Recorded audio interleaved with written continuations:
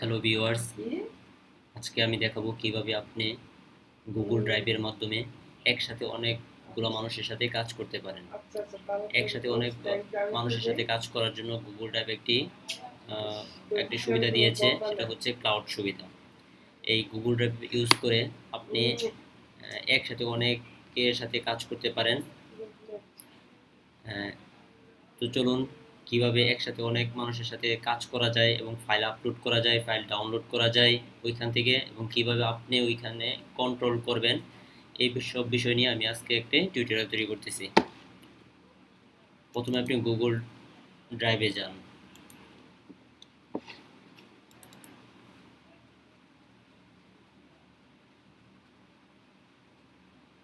Google ড্রাইভে প্রথমে আপনি যে সম্পর্কে কাজ করবেন সে সম্বন্ধে আলাদা একটি ফোল্ডার তৈরি করুন।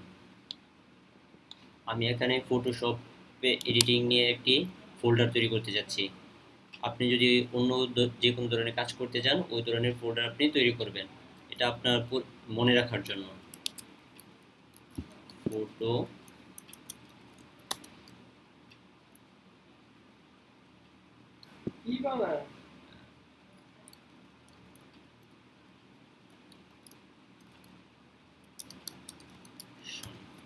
আমি ফটোশপ ওয়ার্কস্টেশন নামে একটি ফোল্ডার ক্রিয়েট করলাম।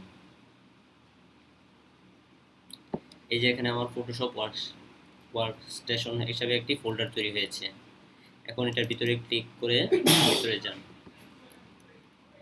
এখানে আপনি কি ধরনের কাজ করতে চান ওই ধরনের ফোল্ডারগুলি আপনি তৈরি করবেন।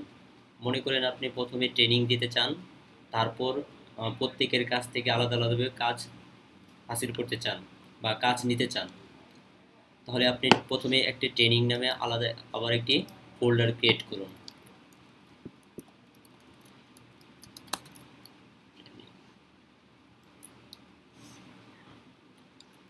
এখানে আপনি যত মানুষকে ট্রেনিং দিতে চান বা যাদের সাথে আপনি ট্রেনিংয়ের বিষয়গুলো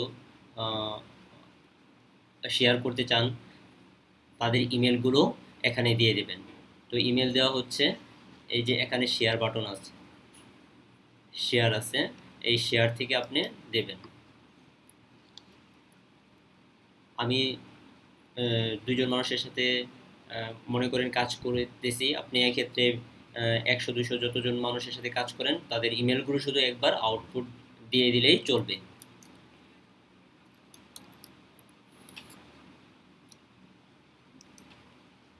এভাবে আপনি অ্যাড করে নেবেন।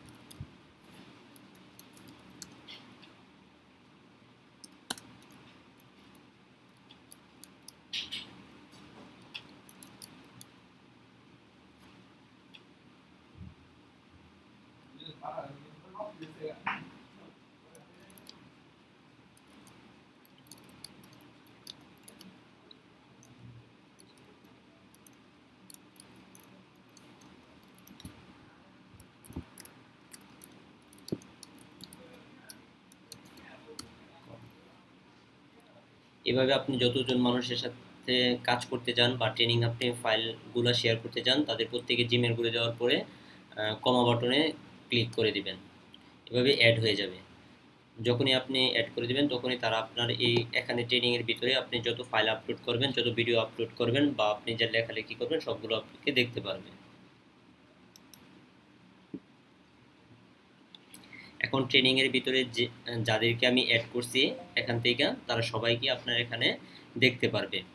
আপনি ট্রেনিংয়ের ভিতরে কি ফাইল আপলোড করছেন, যা যাবতীয় করছেন, ফাইল আপলোড করছেন, তা দেখতে পারবে। আপনি যদি ম্যানেজার হয়ে থাকেন বা আপনি যদি কন্ট্রোলার হয়ে থাকেন, তাহলে আপনি চান না যে একজনের কাজগুলো আরেকজন দেখুক, কারণ এই ক্ষেত্রে ফাইলগুলো নষ্ট করে ফেলতে পারে একজন আরেকজনের।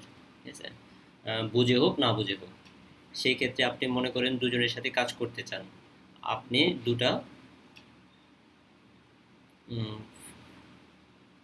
দুইটা ফাইল ক্রিয়েট করুন, ফোল্ডার ক্রিয়েট করুন। মনে করতেছি আমি এ এবং বি এর সাথে কাজ করব, তাহলে এ এর জন্য একটা ফাইল ফোল্ডার, এবং বি এর জন্য আরেকটি ফোল্ডার ক্রিয়েট করলাম। এখন তার কাজগুলো সম্পূর্ণ করে বা ট্রেনিংয়ে যে রিকোয়ারমেন্টগুলো চাইতেছেন, চাওয়া হচ্ছে ওইগুলো কাজ সম্পূর্ণ করে সে এতে আপলোড করবে। বি তার কাজগুলো বিতে আপলোড করবে। সেই ক্ষেত্রে এর সাথে আপনার অ্যাক্সেস নেওয়ার জন্য আপনি এর ইমেল আইডিটা এখানে অ্যাড করে দিবেন। সেক্ষেত্রে বি এর ফাইলগুলো দেখতে পারবে না এবং বি এর ফাইলগুলো দেখতে পারবে না।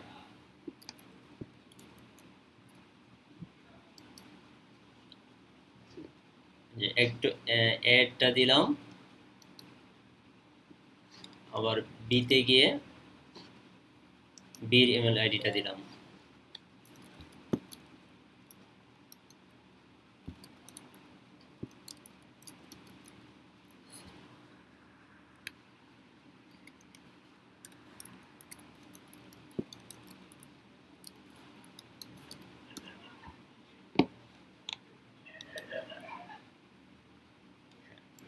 সম্পূর্ণ হয়ে গেল। এখন মনে করেন আমি ভিতরে ট্রেনিংয়ের ভিতরে আমি একটি ফাইল আপলোড করতে যাচ্ছি বা ভিডিও আপলোড করতে যাচ্ছি। সেই ক্ষেত্রে আপনি নিউতে ক্লিক করবেন, ফাইলে ক্লিক করবেন।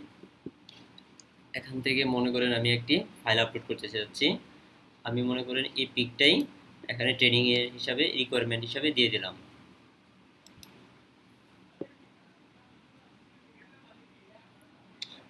এই যে এখান থেকে আপলোড হইতেছে।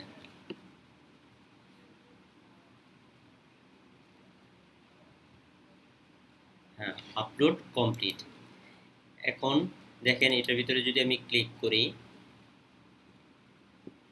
হ্যাঁ এই জিনিসটা আমরা প্রথমে যাদের সাথে কাজ করব তাদের ইমেল আইডিগুলো দিয়েছি, তারা সবাই এখান থেকে ফাইলটা ডাউনলোড করে নিতে পারবে। কিভাবে ফাইল ডাউনলোড করবে, এখানে রাইট বাটন ক্লিক করে এই যে ডাউনলোড অপশন আছে, এই ডাউনলোড অপশন থেকে তারা ডাউনলোড করে নিতে পারবে। ডাউনলোড করে নিতে পারবে। তবে আজ এটুকুই। যদি কোনো সমস্যা থাকে তাহলে আপনি কমেন্ট বক্সে কমেন্ট করুন। আমি আপনাদেরকে সর্বোচ্চ সহযোগিতা করার চেষ্টা করব। ধন্যবাদ সবাইকে।